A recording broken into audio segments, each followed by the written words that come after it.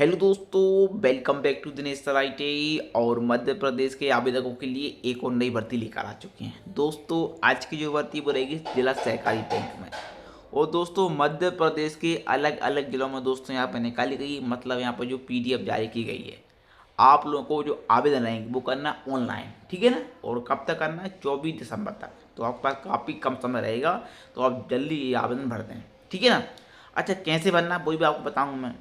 इसमें जो सैलरी दोस्तों वो रहेगी 25,000 रुपये प्रति माह है। तो ये बहुत बड़ी खुशखबरी, पर 25,000 रुपये बहुत होते हैं।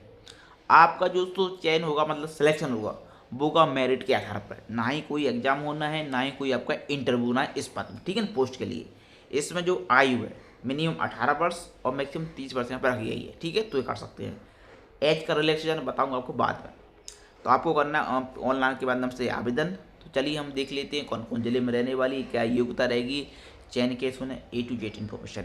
आप लोगों से दोस्तों मेरा एक निवेदन रहता है, चैनल पर पहली बार आए चैनल को कर लें सब्सक्राइब और वीडियो कर दें लाइक, ताकि मध्य प्रदेश की तय की इन्फॉर्मेशन या भर्ती की जानकारी सबसे पहले आपको हमारे चैनल के माध्यम से आपको मिल सके। तो चलिए चलते हैं, पहले देख लेते हैं कि दोस्तों ये रहा नोटिफिकेशन, ठीक है ना। अब आप लोग यहाँ पर बताने वाला हूँ कौन कौन जिले में दोस्तों ये भर्ती रहने वाली है। तो देखिए यहाँ पे लिखा हुआ है, प्रत्येक आवेदन मध्य प्रदेश राज्य सहकारी बैंक मर्यादित भोपाल सहित 38 जिलों में सहकारी केंद्रीय बैंकों में किसी एक पद के लिए आवेदन कर, मतलब इसमें लिस्ट दी हुई है, उसमें से आपसे एक पद के एक बैंक के लिए यहाँ पे करोगे आवेदन, ठीक है ना। एक से अधिक बैंक में यदि आप आवेदन करते हो, आप सोचे मैं 2 में डाल दूँ, तो आप फिर आपका जो आवेदन वो यहाँ पर निरस्त हो जाएगा। ये आपको वैसे ध्यान रखना है, ठीक है।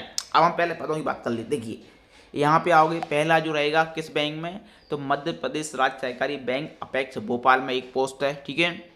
जिला सहकारी केंद्रीय बैंक मर्यादित जबलपुर में एक पोस्ट है।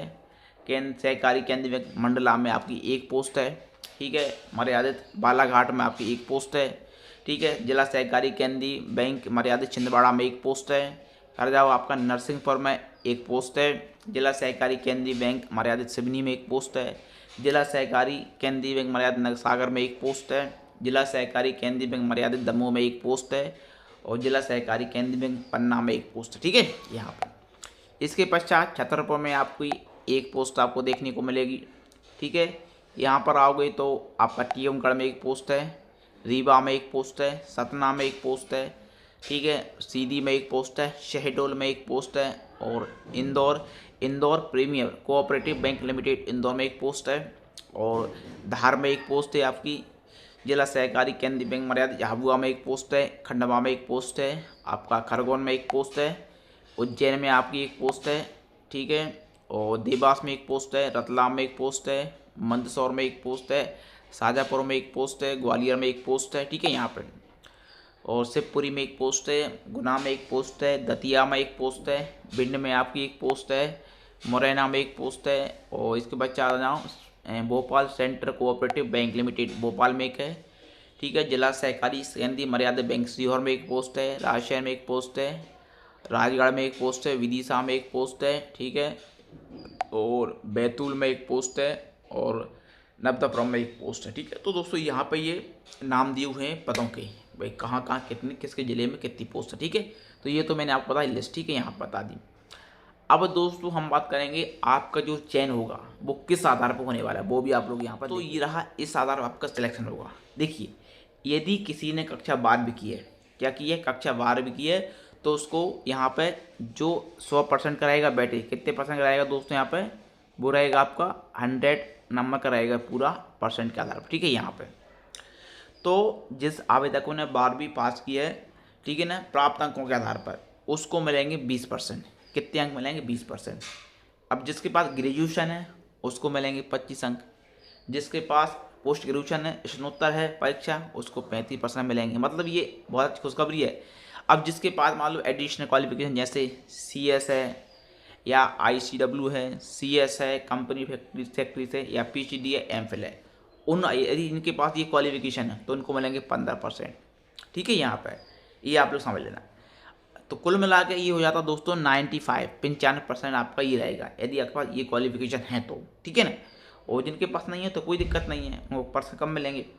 दूसरा लिखा हुआ है, देश में किसी भी सहकारी बैंक में सहकारी प्रशासक के पद पर कम से कम 6 माह का अनुभव है, यानी आपने काम किया कम से कम 6 माह किया है कम से कम, तो दोस्तों पत्र के आधार पर उपरोक्त प्राप्त अंकों का 5 अंक दिया जाएगा। जो भी आपको अंक रहेंगे उसका 5 अंक आपको मिलेगा, मतलब 100% आपका ही हो जाता है। तो मतलब आपका जो चयन हुआ वो होगा मेरिट के आधार पर। ठीक है, ये रहेगी आपकी क्वालिफिकेशन और पोस्ट कहाँ कितनी पोस्ट है ये आप बता दी।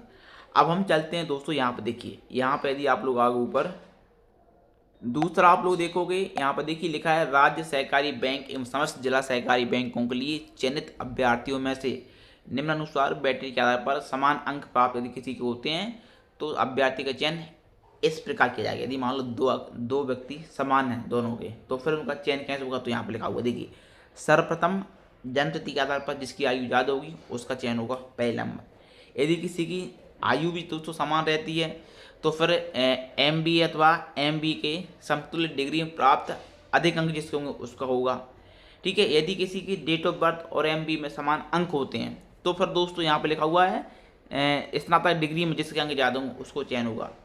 यदि किसी के साथ डिग्री या स्नातक डिग्री में अभ्यर्थियों को अंक समान मिलते हैं उस कंडीशन में, तो फिर यहाँ पर देखिए लिखा हुआ है अंक के स्थान पर CGPA के ग्रेड दिए जाने की स्थिति में अभ्यर्थियों को प्राप्त अंकों की गणना CGPA प्राप्त ग्रेड को 10 से गुना करने के पश्चात प्राप्त अंकों से की जाएगी। ठीक है, यहाँ पर अलग कंडीशन दी हुई है, लिखा हुआ है प्रत्येक बैंक के लिए मेरिट के आधार पर 5 अभ्यर्थियों का चयन होगा।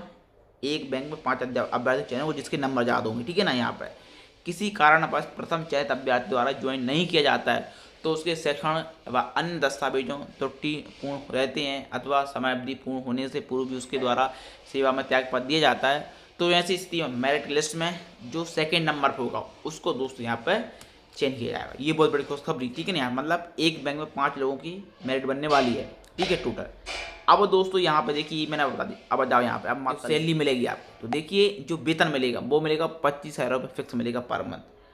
आयु रहेगी आपकी दोस्तों 21 और मैक्सिमम 30 वर्ष। ठीक है, अब देखिए आयु की यहाँ लिखा हुआ पहचान पत्र के संबंध में क्या लाना पड़ेगा, तो अभ्यर्थी को पहचान पत्र के प्रमाण के लिए PAN card, passport, driving licence, voter ID, Aadhaar card, photo, bank passbook में से किसी एक की मूल प्रति, छाया प्रति पर तो करना होगा आप लोगों का। ठीक है ना, और चयन देखिए लिखा हुआ दोस्तों के संबंध में कि MP ऑनलाइन के माध्यम से कराए जाने के भाई तो अभ्यर्थी चयन हेतु निम्नसार शर्तों पर होगा।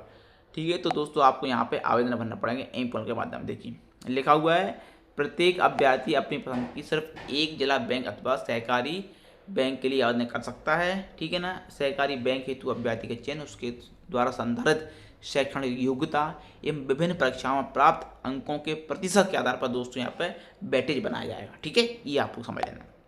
अब देखिए दोस्तों यहाँ पे आओगे, ये जो नोटिफिकेशन देखिए कब जारी हुआ था, तो ये मध्य प्रदेश राज्य सहकारी मर्यादित बैंक मुख्यालय TT नगर से दोस्तों ये जारी हुआ है। लिखा हुआ है दोस्तों यहाँ पे कि मध्य प्रदेश राज्य सहकारी बैंक एक प्रदेश की 38 जिला सहकारी बैंकों में एक सहकारी प्रशिक्षक के कुल 39 पदों ISI पदों पर दोस्तों भर्ती होनी है। ठीक है, और इसके जो आवेदन दोस्तों कहाँ से प्रारंभ हो, देखिए लिखा हुआ है MP ऑनलाइन के माध्यम से दोस्तों इसके जो आवेदन है वो दोस्तों यहाँ पर भरने हैं। ठीक है ना, आमंत्रित किए जाते हैं। तो यहाँ पर दोस्तों कब से प्रारंभ होने हैं तो बता दूँ मैं आप लोगों के लिए 10 सितंबर से दोस्तों ये प्रारंभ हो चुके हैं ऑनलाइन फिल करना, और 24 आप लोग दिसंबर तक 24 दिसंबर तक आप लोग यहाँ पे आवेदन कर सकते हैं। अच्छा, आपका जो कुल पेमेंट लगेगा देखिए 200 रुपये तो ये लगेंगे, प्लस 25% या 26-30 रुपये लगेंगे GST, यानी 250 रुपये के आसपास आपका पूर्ण जो पेमेंट वो दोस्तों यहाँ पे लगेगा। ठीक है, अच्छा अब हम बात कर लेते हैं योग्यता की, भाई क्या योग्यता रहने वाली है। तो देखिए यहाँ पे योग्यता के संबंध देखिए दोस्तों यहाँ पे इन्होंने जो दे दिए हैं, मान लो जैसे 12वीं है, स्नातक है, स्नातक, फिर का जो एडिशनल क्वालिफिकेशन है वो आपके पास यहाँ पर होनी चाहिए। तो देखिए यहाँ पे लिखा हुआ एडिशनल क्वालिफिकेशन में किसी भी मान्यता प्राप्त विद्यालय से मार्केटिंग मैनेजमेंट या कोऑपरेटिव मैनेजमेंट या एग्री बिजनेसमैन या रूरल डेवलपमेंट में आपने MB किया हो, या मार्केटिंग मैनेजमेंट या कोऑपरेटिव मैनेजमेंट या एग्री बिजनेस मैनेजमेंट या रूरल डेवलपमेंट मैनेजमेंट में PG डिप्लोमा हो आपके पास। ठीक है, इनमें से। ठीक है, या master in marketing management, master in cooperative management, master in agri business management या मास्टर इन रूरल डेवलपमेंट में आपके पास यहाँ पर एक मैनेजमेंट हो। तो दोस्तों ये यहाँ पर आएगा, और कंप्यूटर ज्ञान भी दोस्तों होना चाहिए। ठीक है, यहाँ पर तो दोस्तों यदि आप लोग देख लो, और आपके पास बड़ी दोस्तों मौका मिलने वाला है मध्य प्रदेश के दोस्तों 39 जिलों में दोस्तों भर्ती रहेगी। ठीक है ना, यहाँ पे तो दोस्तों ये पूरा PDF यहाँ पे जारी हुआ है। चलिए फिर मिलते हैं नेक्स्ट वीडियो में के साथ। आप सभी लोगों को वीडियो अच्छा लगा तो वीडियो को लाइक करें, शेयर करें।